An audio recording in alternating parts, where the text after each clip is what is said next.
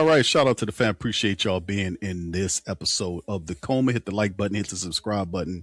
Big Q in the building. This is presented by FanDuel, man, your one-stop shop for all betting things. Check out the Super Bowl odds and bets for not only the NFL, NBA, NHL, MMA. It doesn't matter. The one-stop shop and headquarters of betting is FanDuel. Y'all check them out on their app or on their site, man. This is for the family members. Paris, the Saints set to host their first game. Here it is. They're participating in hosting the Paris first NFL regular season game in 2026. This is good information here. NFL will play its first ever regular season game in Paris, France in 2026 as the league continues to focus on global growth efforts and expanding the international game slate to more countries across the world. And the history-making game in France will take place at Stade de France, the country's national stadium, with New Orleans named as one of the participating teams. Bringing a regular season game to Paris in 2026 marks an exciting next step in the continued expansion of the league's global footprint. According to what Goodell said, Paris is one of the world's largest sporting and cultural cities with tremendous success in hosting global events that unite the supporters of the biggest stage. Playing our first ever regular season game at the impressive Stade de France together with New Orleans underlines our continued growth globally and ambitions we look forward to bringing the NFL to the passionate support base throughout France. Hosting the first NFL Paris game at the Stade de France reflects a shared ambition and showcases our ability to bring together different sports culturally, delivers operational excellence, and positions France and Paris and France as a welcoming destination for the world's greatest sports events. This is what the NFL said about it. We're excited to play in the first regular season game to be held in Paris, France. This is what Gail said. This moment is special not only because of the strong cultural connection between Louisiana and France, but also because we compete before a growing Saint family base in Paris. I'm grateful to the NFL Commissioner Roger Goodell and the French government, especially Laurent Billy, the ambassador of ambassador of France to the United States.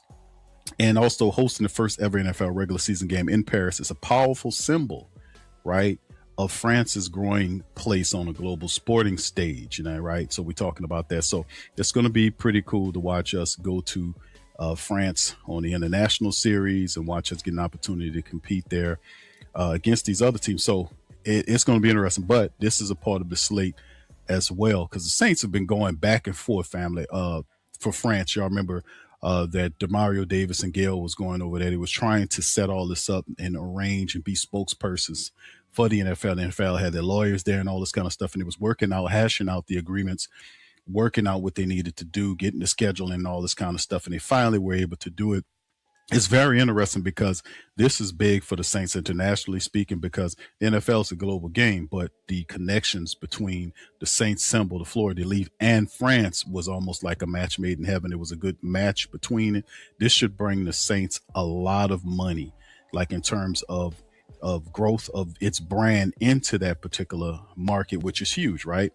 So, and even March, they even talk about it here in the Global Markets Program. This initiative grants global marketing rights to clubs and markets outside the U.S. to build the brand awareness in the fandom. All 32 NFL teams participate in the program with rights across 21 markets. This is a big money deal. NFL has a growing presence in France. Over 14 million people.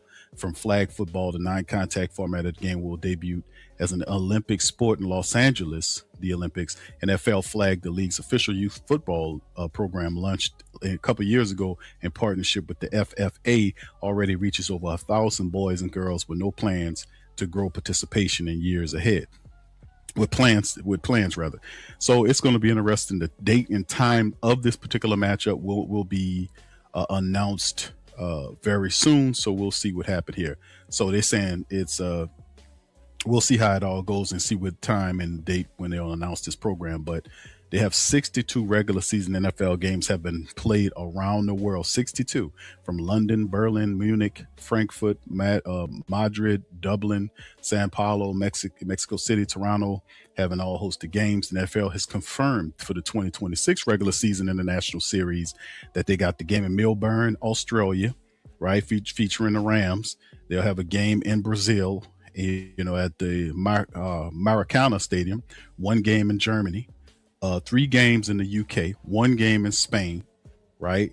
And then, of course, our game in Paris, and then the game in Mexico. So This will be interesting to see all this. This is just big market money right here for the Saints and the entire NFL as they continue to push and make. And this year they made a bunch of money, globally speaking, with the deals, the betting deals, all this kind of stuff. They just made a ton of revenue. For now, for some people, that question, why is it just money what the NFL is doing with the international series? And I was thinking, I was like, well, what is the plan here? Not just to find more or more supporters of the league in other places they aren't in the drum up support. Are they potentially trying to create a NFL Europe or something like that? We know they created that. They disbanded it many years ago because it wasn't sustainable. But the three things that I kind of realized to go over with you guys about my thought process on it that they mentioned: number one, the 16 game goal and global expansion. The current plan is to scale the number of regular season games played abroad until every one of the 32 teams plays at least one international game per season, right? 2026 season, the NFL has announced a record 9 international games for this upcoming year. New markets, right? In 2026 will feature the first ever game. We talked about our game in Paris, the Melbourne, Australia game at the cricket grounds. They confirmed locations in London, Munich, Rio de Janeiro, Madrid, Mexico City, and these different places. Now, Mexico also a return to Mexico City after they had the multi-year stadium renovation. NFL didn't want to go down there unless they had the stadium straight. Another idea, second idea, is the international division concept, right? An international division concept rather than a separate league. Goodell has openly discussed the possibility of an international division within the NFL. This would include likely involving multiple European teams, having 4 or more teams based abroad, likely in cities like London, Madrid, Paris, to solve scheduling and travel logistics. How would that work, right? Home and away logistics. Teams would likely to be grouped to minimize transatlantic travel, such as spending several weeks in the U.S. and then several weeks at their international base, right? That's how they trying to mitigate the traveling of trying to do a league where you have teams in America and teams in Europe. So this is an idea and a concept for it, and all of this other stuff in international is a way of drumming up support and love for the game in these places, and then ultimately bring teams there.